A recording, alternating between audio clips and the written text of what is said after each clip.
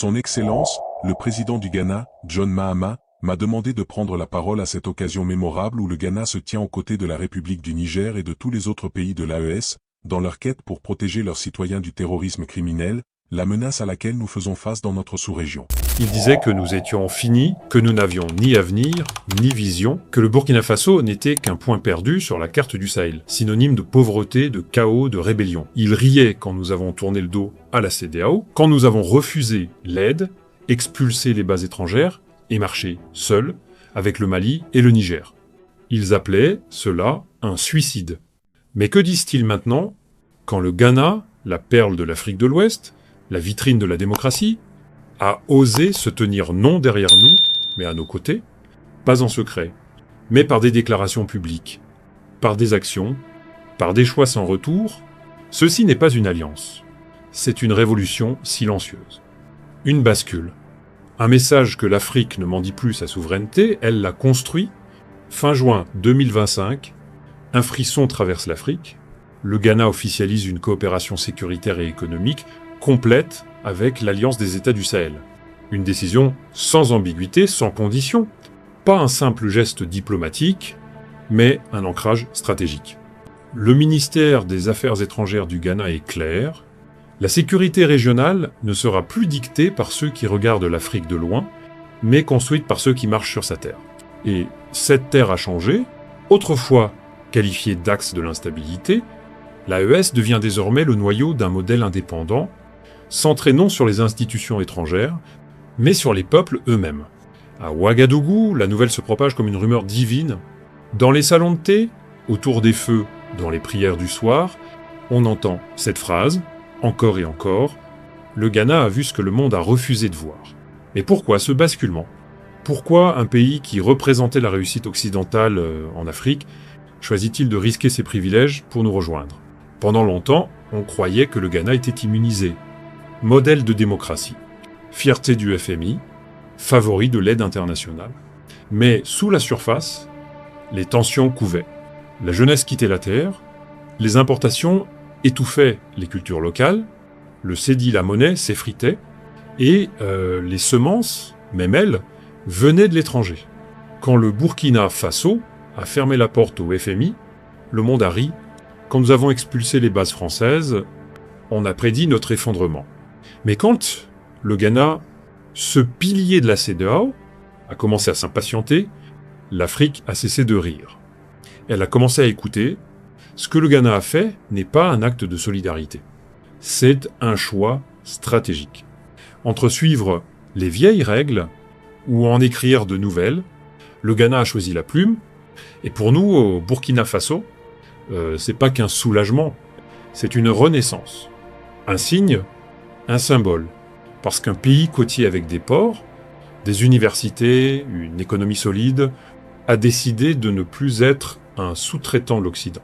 Il a choisi de rejoindre ce que d'autres appelaient l'axe du chaos. Et soudain, tout a changé. L'image de l'AES, autrefois marginalisée, devient un laboratoire d'idées, un centre d'innovation politique. À Paris, on parle de choc géostratégique. À Washington, les think tanks sont en panique silencieuse. Et dans les rues de Bobo-Dioulasso, les gens disent simplement « Enfin, ils voient ». Avant, on nous traitait de fous. Aujourd'hui, le Ghana est avec nous. Et cela transforme tout. L'AES n'est plus un club d'exclus. C'est un bloc cohérent, avec une façade maritime, une puissance douce, et une foi inébranlable dans l'avenir africain. Le plus fou, ce n'est même pas ce que le Ghana a dit, c'est ce qu'il n'a pas dit. Il n'a pas cherché à plaire. Il n'a pas demandé l'approbation des grandes puissances. Il a simplement dit « Nous croyons en une Afrique de l'Ouest résiliente ». Et ce jour-là, à Ouagadougou, dans les quartiers populaires, les gens ont compris quelque chose. Le Ghana ne nous aide pas. Il se libère avec nous. Le Ghana ne nous aide pas. Il se libère avec nous. Et cette nuance change tout. Parce que quand un pays respecté dans les chancelleries occidentales renonce à la facilité, au confort diplomatique, à l'étiquette du bon élève, alors cela crée un précédent. Un choc, une inspiration. Dans les campagnes du Nord, là où la sécheresse rivalise avec la peur, Les murmures se transforment en certitudes. Si le Ghana rejoint, alors nous ne sommes plus seuls. Les volontaires pour la défense de la patrie, ceux qui combattent souvent sans ressources, ont ressenti, ce jour-là, un frisson d'appartenance. Pas à une guerre, mais à un destin. À Accra, la réaction a été tout aussi forte. Pas de triomphalisme, pas de fanfare, mais un calme inébranlable. Comme un peuple qui dit à ses élites « c'est ce choix que nous attendions ». Et pourtant, la décision n'a pas été sans conséquence. La CEDEAO a réagi dans l'urgence.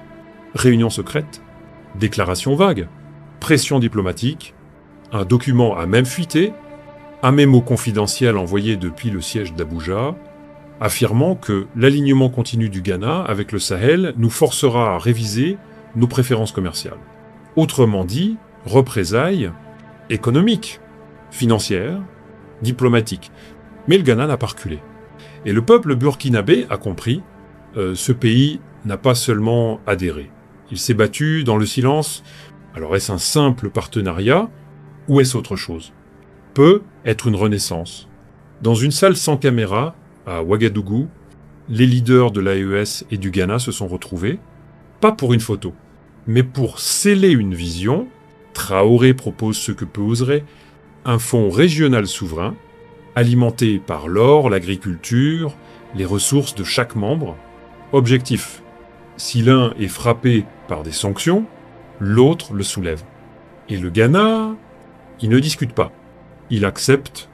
Il propose même d'ouvrir son système de paiement numérique pour que les pays du bloc puissent commercer en leur propre monnaie, sans passer par l'euro, le dollar ou les structures extérieures.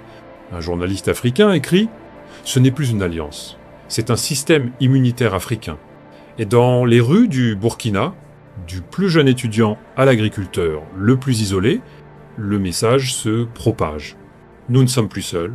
Et maintenant, que dira-t-on du Burkina Faso? Ce pays sans littoral, sans fortune, qui devient pourtant le pivot géopolitique de toute l'Afrique de l'Ouest, le paradoxe est là. Le jour où le Ghana entre, c'est le Burkina Faso qui change de stature. Mais ce changement n'est pas venu par hasard.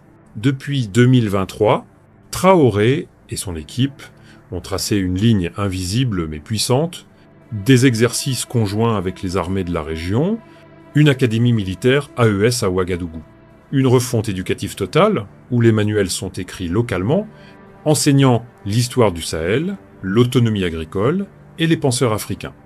Et ce n'est pas tout. Les zones agricoles sont transformées en consortiums écologiques partagés, les semences sont locales, l'eau est gérée en commun. Et grâce au Ghana, les ports sont accessibles sans intermédiaire. C'est ainsi que le Burkina Faso, longtemps considéré comme le dernier wagon du train, devient l'ingénieur discret du changement. Pendant que certains se battent avec des armes, le Burkina Faso mise sur l'éducation. À l'académie militaire de Ouagadougou, Traoré prononce ces mots simples mais puissants. On ne défend pas une terre si les jeunes ne savent pas ce qui mérite d'être défendu. C'est ainsi qu'est né le programme Nouveau Livre, Nouvelle Terre. Les vieux manuels venus d'ailleurs, écartés à leur place, un enseignement enraciné dans le Sahel, dans la pensée critique, dans la mémoire collective, dans la liberté de choisir sa voie. Et maintenant que le Ghana a rejoint l'AES, ce rêve s'élargit. Les consortiums agricoles ont un accès à la mer, les écoles ont des connexions interacadémiques, le réseau Sénat est lancé, des étudiants du Burkina, du Mali, du Niger et du Ghana partagent leur savoir en agroécologie, en solaire, en gestion des terres. Ce n'est plus un projet d'aide, c'est un échange de valeurs entre égaux. Le Ghana s'occupe de la logistique, le Burkina devient un centre de connaissances, d'idées, de politique. Les analystes appellent cela la stratégie du tigre du Sahel, un modèle non basé sur le capital étranger, mais sur la distribution intelligente des rôles, la symbiose. Pas de copie de la Chine, pas de clonage occidental, un modèle africain, par et pour les Africains, et quand on demande à Traoré ce que cela signifie, il répond simplement « Nous ne sommes contre personne, mais nous voulons que nos enfants n'aient plus à demander la permission pour exister ». Ils nous disaient que notre problème, c'était l'économie, ou la guerre, ou la géographie, mais ils oubliaient une chose. On ne libère pas un peuple par les armes, mais par ce qu'il apprend.